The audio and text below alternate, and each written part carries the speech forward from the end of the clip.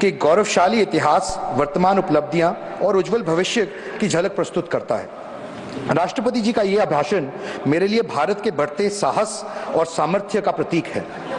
साहसी भारत, मजबूत नेतृत्व, प्रभावी कूटनीति का परिणाम है कि आज भारत एक साहसी राष्ट्र के रूप में उभर रहा है। प्रधानमंत्री नरेंद्र मोदी जी के नेतृत्व में हमारी कूटनीति ने नए आयाम स्थापित किए हैं। G20 की सफल मेजबानी, चाहे क्वाड की बात करें, ब्रिक्स समिट की बात करें, SCO की प्रभावी समिट की बात करें, भूमिका जो रही भारत की, आज वैश्विक दक्षिण के अंदर यानी कि ग्लोबल साउथ में की आवाज बनने में भारत एक बहुत बड़ी बुलंद आवाज बन के पूरे विश्व मंच पे स्थापित हुआ है। मैं एक बात और रखना चाहता हूं, आज मोदी जी को छोड़कर आज दुनिया में कोई भी ऐसा राष्ट्रीय अध्यक्ष ऐसा नहीं है जिसे 16 देशों ने अपने सर्वोच्च नागरिक पुरस्कार से सम्मानित किया गया हो। ये सिर्फ माननीय नरेंद्र मोदी जी के लिए सम्मान की बात नहीं है, ये पूरे देश के लिए, सारे देशवासियों के लिए, पूरे भारतवासियों के लिए, चाहे पक्ष हो विपक्ष हो, उनके लिए भी सम्मान की बात है।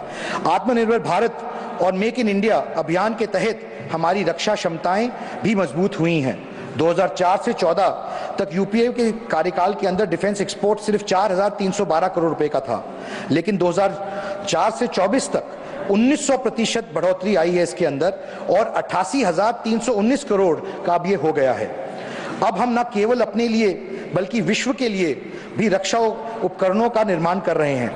हाल ही में भारतीय नौसेना ने शामिल हुए स्वदेशी युद्धपोत और पनडुब्बियों का भी इसका प्रमाण मिलता है।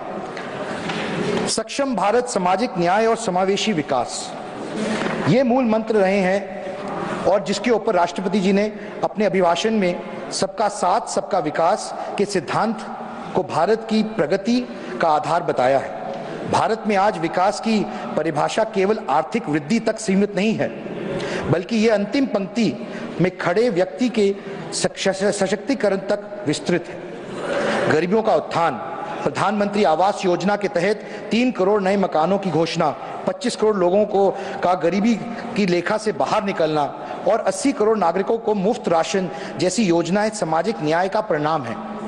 महिला सशक्तिकरण, नारी शक्ति वंदन अधिनियम के तहत संसद और विधानसभाओं में महिलाओं को आरक्षण दिया गया है। 10 करोड़ से अधिक महिलाएं स्वयं सहायता समूह से जुड़कर आत्मनिर्भर बन रही हैं। नरेंद्र मोदी जी की सरकार और उस सरकार का मुख्य उद्देश्य ये रहा है कि जो एजेंट ऑफ चेंज है वो महिलाएं हैं और देश की जो आधी आबादी है कि अगर हम उनके अंदर बदलाव ला सकते हैं, अगर हम क्रांति लाना चाहते हैं कि समाज के अंदर, तो उसका रास्ता महिलाओं के द्वारा जाता है। इसलिए हमें महिलाओं को सशक्त करना है, सक्षम बनाना है, सामर्थ्य बनाना है। इसीलिए चाहे वो उज्ज्वला योजना की बात हो, लखपति दीदी की बात हो, द्रोण दीदी की बात हो या उनके खाते में सीधे पैसे ट्रांसफर करने के डायरेक्ट बेनिफिट ट्रांसफर के तहत बात हो। मैं युवाओं के लिए भी अवसरों की बात करना चाहता हूं। प्रधानमंत्री युवा योजना, स्टार्टअप इंडिया और डिजिटल इंडिया के माध्यम से देश में 1.5 लाख से अधिक स्टार्टअप पंजीकृत हुए हैं और 10 लाख सरकारी नौकरियों का भी सृजन किया गया है। सर, 1984 में देश के 404 सीटें आई थी और एक हिस्टोरिक मैंडेट मिला था एक युवा प्रधानमंत्री को। देश को बहुत उम्मीदें थी कि एक संचार क्रांति आएगी, बहुत बदलाव आएगा, कि दुनिया एक ऐसे मौके पे खड़ी थी जहां पर बदलाव आ रहा था, ओपन हो रही थी इकोनॉमीज। शायद कहीं ना कहीं कुछ कमियों की वजह से वो चूक रह गई और वो मौका भारत ने खो दिया।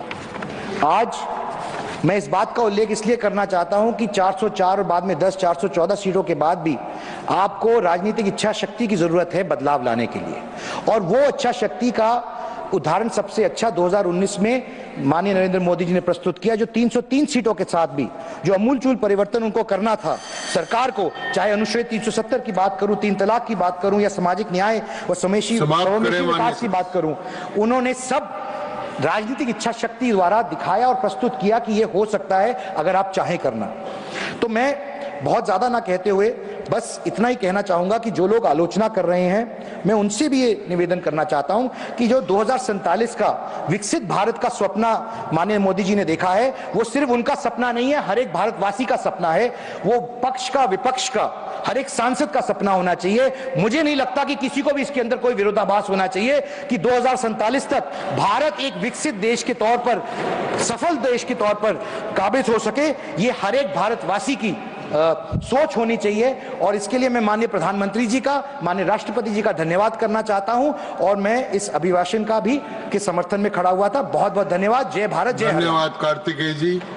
श्री महाराजा संजा ओबा लेसंबा। इस बीच बड़ी खबर आपको बता दें, राज्यसभा में सांसद कार्तिकेय शर्मा का संबोधन है। इस वक्त की बड़ी जानकारी, पीएम के नेतृत्व में देश मजबूत हो रहा है। कार्तिकेय शर्मा ने कहा, राज्यसभा में सांसद कार्तिकेय शर्मा का संबोधन।